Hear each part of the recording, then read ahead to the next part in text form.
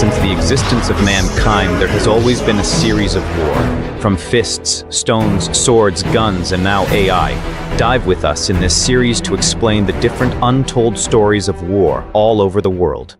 Please subscribe and share. In December 1994, the Russian military launched an operation it believed would be over in a matter of days. Its objective was simple: enter the Chechen capital of Grozny, overthrow separatist leadership, and restore federal control over the breakaway Republic of Chechnya. Moscow expected resistance. But what it encountered instead would become one of the most devastating urban warfare disasters of the late 20th century. The First Chechen War had already begun months earlier, following Chechnya's declaration of independence after the collapse of the Soviet Union. Russian leadership believed that a decisive military show of force would quickly bring the region back into the Federation. The assumption was that Chechen fighters, many of whom were irregular militias, would be no match for a modern, mechanized army. That assumption would prove catastrophically wrong. In the final days of December 1994, Russian armored columns began advancing toward Grozny from multiple directions. The plan was to surround the city, enter it simultaneously, seize key government buildings, and neutralize Chechen command centers. Russian commanders expected urban resistance, but they believed that overwhelming firepower and speed would compensate for any tactical disadvantages. However, several critical mistakes were made even before the first tank entered the city. Russian forces were poorly briefed and inadequately prepared for urban combat. Many units had limited training, unclear objectives, and outdated maps. Communications between armored units and infantry were weak or non-existent. Coordination between different advancing columns was minimal. Perhaps most dangerously, Russian planners underestimated their enemy. Chechen fighters, many of whom had prior military experience from the Soviet era, understood their city intimately. They knew its terrain, its choke points, its alleyways, and its high-rise buildings. And they had no intention of meeting Russian forces in open battle. Instead, they prepared for a different kind of war. By the time Russian columns entered Grozny on New Year's Eve, Chechen defenders had already established defensive networks across the city. Small, highly mobile teams armed with rocket-propelled grenades, heavy machine guns, and anti-tank weapons took positions in basements, upper floors, and rooftops. They weren't trying to hold ground in the traditional sense. They were trying to create kill zones. As Russian armored vehicles moved through the city's narrow streets, they became increasingly vulnerable. Tanks and armored personnel carriers were designed for open terrain, not dense urban environments where threats could emerge from above, below, and behind. Chechen fighters exploited this vulnerability with devastating effectiveness. Their tactics were simple but lethal. Teams of 3 to 4 fighters would coordinate attacks on individual vehicles. One would target the lead vehicle in a column, another would strike the rear, trapping the remaining vehicles in between. Once immobilized, the rest of the column became easy targets. Anti-tank rockets were fired at weak points such as the top armor of tanks or the rear engine compartments of armored vehicles. From elevated positions in buildings, Chechen fighters could fire down onto Russian vehicles, something tank armor was not designed to withstand. Russian infantry, meant to protect these armored units, were often absent or separated from their vehicles. In many cases, armored columns advanced without adequate dismounted support, making them easy prey. Entire Russian units became trapped in ambushes. One of the most infamous examples occurred when a Russian motorized brigade advanced toward the city center, expecting minimal resistance. Instead, it encountered coordinated Chechen attacks from multiple directions. Within hours, dozens of vehicles were destroyed. Hundreds of soldiers were killed, wounded, or captured. The streets of Grozny became graveyards of burned-out armor. Communication breakdowns compounded the chaos.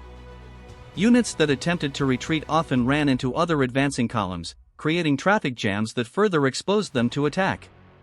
Commanders struggled to understand what was happening on the ground. Orders were delayed, misinterpreted, or never received at all. Meanwhile, Chechen fighters continued to operate with remarkable flexibility. They avoided direct confrontation with superior Russian forces, instead striking quickly and then withdrawing through underground passages or across connected buildings.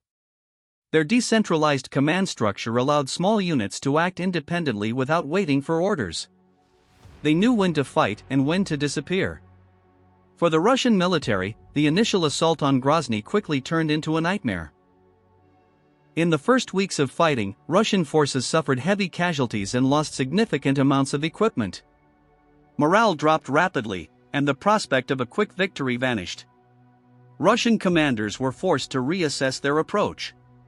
Recognizing that armored assaults alone would not succeed, they began to shift tactics. Artillery and air power were brought to bear on Chechen positions inside the city. Entire neighborhoods were subjected to intense bombardment in an attempt to dislodge entrenched defenders. The fighting became slower, more methodical, and far more destructive. Russian forces began advancing block by block, supported by infantry units trained to clear buildings and secure urban terrain. Tanks were used more cautiously, often positioned behind infantry rather than leading the advance. Engineers were deployed to deal with barricades, mines, and booby traps. Urban combat proved to be grueling and unforgiving. Each building had to be treated as a potential fortress. Each street corner could conceal an ambush. Progress was measured not in kilometers, but in meters. For Chechen fighters, the situation became increasingly difficult as Russian firepower intensified. While they had initially held the advantage in mobility and surprise, sustained bombardment began to take its toll. Supplies became harder to move. Casualties mounted. Defensive positions were destroyed or compromised. By February 1995, Russian forces had succeeded in capturing much of central Grozny, including the presidential palace, a key symbol of Chechen resistance. However, the battle was far from over. Chechen fighters withdrew to other parts of the city and continued to launch attacks on Russian positions. The conflict shifted from large-scale engagements to smaller, guerrilla-style operations. Even after losing control of key terrain, Chechen forces remained capable of inflicting damage. Eventually, Russian forces established a degree of control over Grozny, but at a tremendous cost. The city itself was devastated. Much of its infrastructure lay in ruins. Civilian casualties were significant, and large portions of the population were displaced. The Battle of Grozny became one of the most destructive urban battles since the Second World War. But beyond the destruction, the battle offered critical lessons that would shape military thinking for years to come. First, the battle demonstrated that urban environments fundamentally change the nature of warfare. Cities negate many of the advantages of modern armies, including mobility, long-range firepower, and technological superiority. Narrow streets, dense construction, and complex terrain create opportunities for defenders to level the playing field. Second, it underscored the importance of combined arms tactics. Armored units cannot operate effectively in urban environments without close infantry support. Tanks, infantry, engineers, and reconnaissance elements must work together in coordinated formations. Failure to do so invites disaster. Third, the battle highlighted the value of decentralized command for defenders. Small, autonomous units familiar with local terrain can operate more effectively than large, rigid formations. Flexibility and initiative become critical in close-quarters combat. Finally, Grozny demonstrated the psychological impact of urban warfare. Fighting in cities is disorienting and exhausting. Threats can emerge from any direction. Visibility is limited. Communication is difficult. Morale can collapse quickly under such conditions.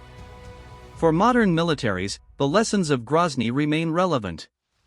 Urban warfare has since become a central concern in military planning, from the Middle East to Eastern Europe. The challenges faced in Grozny continue to inform training, doctrine, and equipment design.